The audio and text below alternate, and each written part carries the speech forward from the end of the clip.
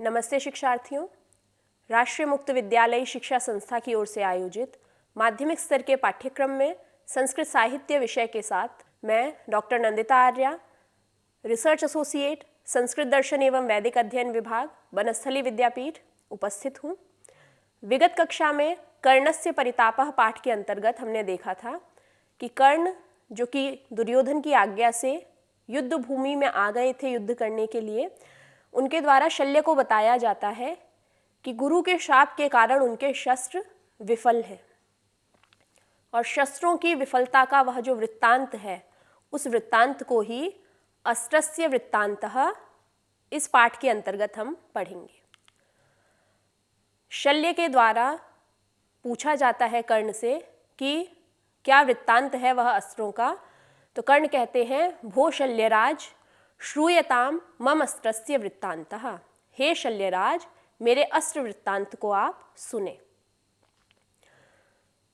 कर्णस्य परितापः में कर्ण ने बताया था कि आज वह दिन उपस्थित है जिस दिन का मुझे बहुत समय से इंतजार था, और वह दिन है अर्जुन के साथ युद्ध भूमि में युद्ध करने का।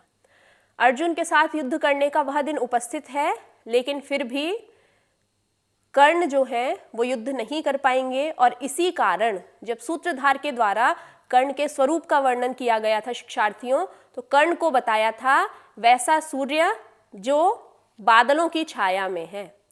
कर्ण तेजस्वी हैं, लेकिन उनके मुख पर शोक का भाव था, उनके हृदय में दीनता का भाव था। क्यों? क्योंकि कर्ण दुखी थे, और दुखी वह इसलिए हैं कि आज अवसर मिलने पर भी वह अपना मनचाहा काम नहीं कर पाएंगे। और इस मनचाहे काम को न कर पाने में दो विघ्न हैं।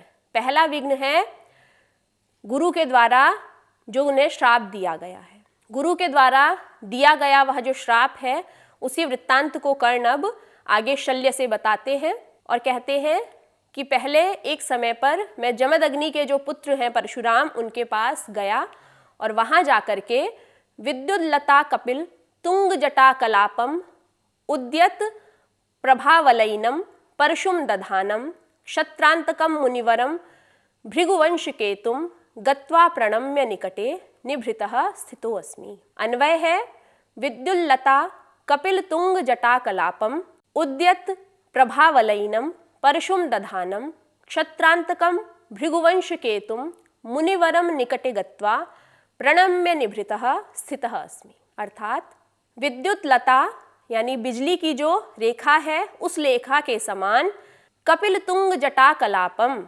पीली और लंबी जटा के समूह हैं जिसके, परशुराम का वर्णन कर रहे हैं कि जब वह परशुराम के पास गए तो कैसे कैसे वह परशुराम, तो बिजली की रेखा के समान जिनके पीले पीले और लंबे जटाजूट हैं, इस प्रकार के वह परशुराम। आगे कहते हैं उद्यत प्रभावलयिनम, प्रभावलयिनम उद्यत, जिनके चारों ओर आभा का घेरा है, प्रभा की परिधि से जो घिरे हुए हैं, अत्यधिक तेजस्वी। परशुम दधानम, परशु को धारण करने वाले, परशु अर्थात फरसा, इसीलिए परशुराम कहलाते हैं वे, क्योंकि फरसा उनके हाथ में रहता है जिसे उन्होंने शिव से प्राप्त किया था। तो फरसे को धारण करने वाले, क्षत्रांतकम, क्षत्रियों का अंत करने वाले परशुराम। क्षत्रियों के अंतक कहे गए हैं परशुराम, क्योंकि ऐसा कहा जाता है कि क्षत्रियों का 21 बार समूल विनाश किया गया था उनके द्वारा। और क्षत्रियों के इस विनाश और उनके प्रति इस वैर भाव का कारण ये है कि परशुराम के जो पिता थे उनको क्षत्रिय राजा के द्वारा मार दिया गया था। तो उस क्रोध के कारण ही उन्होंने 21 बार क्षत्रियों का समूल नाश किया था। इसीलिए कह रहे हैं कर्ण क्षत्रांतकम, क्षत्रियों के विनाशक, और भृगुवंश केतुम, भृगुवंश की पताका के समान, मुनिवरम, वह जो श्रेष्ठ मुनि परशुराम थे, उन परशुराम के निकटे गत्वा, समीप जाकर के और प्रणम्य, उन्हें प्रणाम करके, निभृतः स्थितः अस्मि, मैं चुपचाप खड़ा हो गया। एक बार कर्ण परशुराम के पास गए और उनके पास जाके चुपचाप वो खड़े हो गए। तो परशुराम का वर्णन है प्रस्तुत पद्य में, विद्युत लता कपिल तुंग जटाकलापम, विद्युत लता के समान जो पीली और लंबी जटाजूट के समूह से युक्त हैं, लंबी लंबी जिनकी जटाएं हैं। उदयत प्रभावलयिनम, प्रभा की परिधि से जो घिरे हुए हैं, यानी अत्यधिक तेजस्वी जो हैं। परशुम दधानम, फरसे को धारण करने वाले। क्षत्रांतकम, क्षत्रियों के अंतक, क्षत्रियों के विनाशक। भृगुवंश केतुम, भृगुवंश की पताका के समान। मुनिवरम, वह जो श्रेष्ठ परशुराम है, उनके निकटे गत्वा, समीप जाकर के, प्रणम्य, उन्हें प्रणाम करके, निभृतः स्थितः अस्मि, मैं चुपचाप खड़ा हो गया। गत्वा में गम धातु और त्वा प्रत्यय है। प्रणम्य में प्र उपसर्ग पूर्वक नम धातु और ल्यप प्रत्यय है। स्थितो अस्मि, दो संधियां हैं यहाँ पर, विसर्ग और पूर्व रूप संधि। विग्रह होगा स्थितः अस्मि। विद्युल्लता, विच्छेद करेंगे तो बनेगा विद्युत लता। व्यंजन संधि है। आप देखें तकार को लकार हो गया था, तोड़ ली। आगे है विद्युल्लता कपितुंग जटाकलापम, बहुव्रीहि समास का उदाहरण है ये। कर्ण ने बताया कि एक बार वो परशुराम के पास गए और उनके समीप जाकर के प्रणाम करके चुपचाप खड़े हो गए। तो शल्य ने पूछा फिर क्या हुआ? तो कर्ण बताते हैं कि उसके बाद परशुराम ने उन्हें आशीर्वाद दिया और उनसे उनका नाम पूछा और यह पूछा कि वह यहाँ क्यों आए हैं। कर्ण ने बताया कि वे परशुराम से अस्त्र विद्या सीखना चाहते हैं, लेकिन परशुराम ने उन्हें कहा कि वे केवल ब्राह्मणों को ही अस्त्र विद्या का ज्ञान देते हैं, क्षत्रियों को नहीं देते हैं। और जैसा मैंने आपको बताया कि क्योंकि परशुराम का क्षत्रियों के साथ वैर है, इसीलिए क्षत्रियों को वो शिक्षित नहीं करते हैं, केवल ब्राह्मणों को ही शिक्षित करते हैं, अस्त्र का ज्ञान देते हैं। तो शल्य कहते हैं कि हाँ, जो परशुराम हैं उनका क्षत्रियों के साथ पुराना बैर है। तो कर्ण कहते हैं तो मैंने उनसे कहा कि मैं क्षत्रिय नहीं हूँ, और ऐसा कह करके मैंने उनसे शिक्षा लेना प्रारंभ कर दिया। और जब पढ़ने लगे कर्ण वहाँ पर, तो एक दिन वन में भ्रमण करते हुए जहाँ पर कि फल फूल समिधा कुसुम आदि चुन रहे थे, एक समय के बाद थक गए परशुराम और एक वृक्ष की छाया में कर्ण की गोद में सर रख करके सो गए। जब परशुराम कर्ण की गोद में सर रख के सोए हुए थे, और वह घटना है प्रस्तुत पद्य में वर्णित घटना। कहते हैं कृत्ते वज्र मुखेन नाम कृमिणा दैवान मम उरुद्वये निद्रा छेद भयाद असह्यत गुरोर्धैर्यात् तदा वेदना उत्थाय क्षतजा प्लुतः स सहसा रोषानलोद्दीपितो बुद्ध्वा माम च शशाप काल विफल्यान्यस्त्राणि ते संतिवती। विच्छेद है। दैवात् वज्रमुखेन कृमिणा मम उरुद्वये कृत्ते सति तदा गुरोः निद्रा छेद भयात् धैर्यात् वेदना सह्यत ततः क्षतजा प्लुतः सहसा उत्थाय रोषनलोद्दीपितः माम बुद्धवा ते अस्त्राणि काल विफलानि सन्तु इति माम शशाप। दैवात भाग्य के कारण, या प्रस्तुत प्रसंग में कहा जाएगा दुर्भाग्य के कारण, वज्रमुखेन कृमिणा, वज्रमुख नाम का वह जो कीड़ा है उसने मम उरुद्वये, मेरी दोनों जंघाओं पर कृत्ते सट्टी काट लिया। जब गुरु कर्ण की गोद में सिर रख करके विश्राम कर रहे थे, उस समय पर एक कीड़ा आया जिसने कर्ण की जंघा पर काटा। तो जब कीड़े ने काटा उस समय तदा गुरोह, उस समय जो गुरु थे उनके निद्रा छेद भयात, नींद के टूट जाने के भय से, धैर्यात, धैर्य धारण करते हुए, वेदना असह्यत, कर्ण कहते हैं मैंने उस वेदना को सहन किया।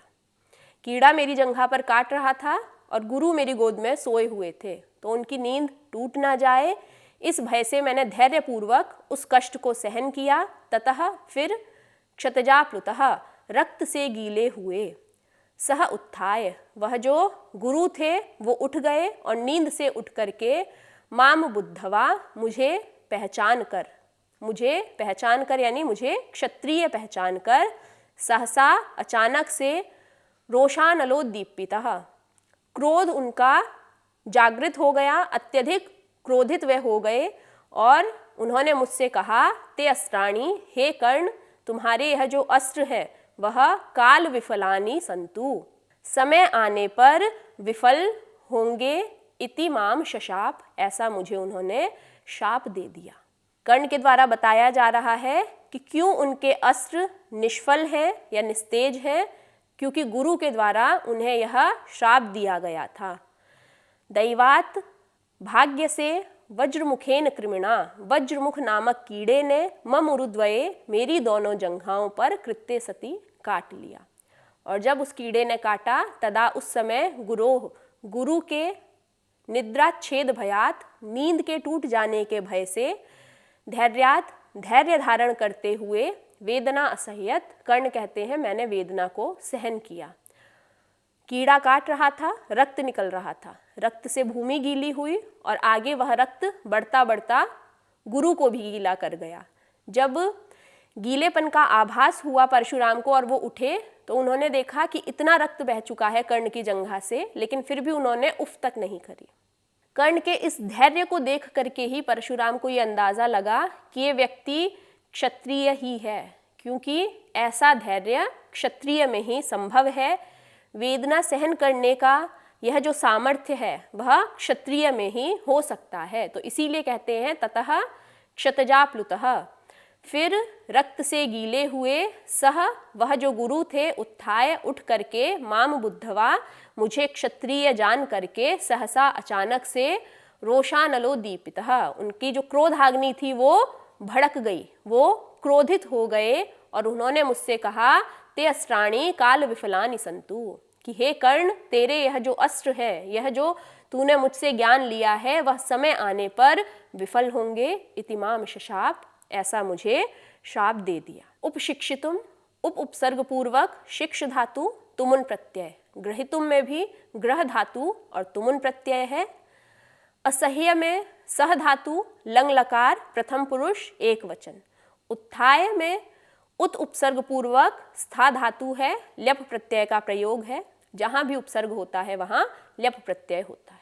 शशाप में शप धातु, लिट लकार का रूप है। दैवान ममुरुद्वये, यहाँ पर दैवान मम में संधि विच्छेद हम जब करते हैं तो बनता है दैवात और मम। व्यंजन संधि है, व्यंजन संधियों में अनुनासिक संधि है। मम उरुद्वये में मम उरुद्वये गुण संधि है, अ और उ मिलके ओ हो रहा है। तो इस प्रकार से कर्ण के द्वारा शल्य को बताया गया कि क्यों उनके अस्त्र विफल हैं। इस बात को सुनने के बाद शल्य खेद अभिव्यक्त करते हैं, तो कर्ण कहते हैं कि अब यह जो अस्त्र है इनके इस वृत्तांत की परीक्षा करता हूँ, यानी मैं प्रयोग करके देखता हूँ कि क्या ये अस्त्र वास्तव में विफल रहेंगे या फिर ये मेरी आज सहायता करेंगे। शस्त्र प्रयोग करता है और शस्त्र विफल होते हैं। और फिर आगे कर्ण कहता है, इमे ही दैन्ये निमिलितेक्षणा मुहुस्खलन्तो विवशास्तुरंगमाः गजाश्च सप्तच्छद्दान गंधिनो निवेदयन्तीव रणे निवर्तनम। अन्वय है, ही दैन्येन निमिलितेक्षणाः मुहुस्खलन्तः विवशाः इमे तुरंगमाः सप्तच्छद्दान गंधिनः गजाः च रणे निवर्तनम निवेदयन्ती इव। अर्थात कर्ण कह रहे हैं कि इस समय क्या है, ये अस्त्र भी मेरे निस्तेज हैं और जो हाथी और घोड़े हैं वो भी अब वापस लौटना चाह रहे हैं। कहते हैं दैन्येन निमिलितेक्षणाः, दीनता के साथ आँखों को खोलते बंद करते हुए, आँखों को झपकाते हुए और मुहुस्खलन्तः, बार बार लड़खड़ाते हुए। ये दोनों विशेषण हैं तुरंगमाः, घोड़ों के लिए। कह रहे हैं ये जो घोड़े हैं वो कैसे हैं, दैन्येन निमिलितेक्षणाः, दीनता के साथ आँखों को झपका रहे हैं और मुहुस्खलन्तः, बार बार लड़खड़ा रहे हैं। इस प्रकार के ये घोड़े विवशाः, विवश हैं, अर्थात दूसरे के अधीन है, ये मजबूर है इस समय इस युद्ध भूमि में खड़े रहने के लिए। और कहते हैं सप्तच्छद्दान गंधिनः, सप्तच्छद जो वृक्ष है उसकी गंध के समान गंध वाले गजाः च, हाथी भी रणे युद्ध से निवर्तनम लौटने के लिए निवेदयन्तीव मानो निवेदन सा कर रहे हैं। यह अस्त्र भी मेरे विफल हैं और यह जो हाथी और घोड़े हैं आज ये भी युद्ध में मेरा साथ नहीं दे रहे हैं, ये भी अब थक गए हैं और वापस जाना चाहते हैं।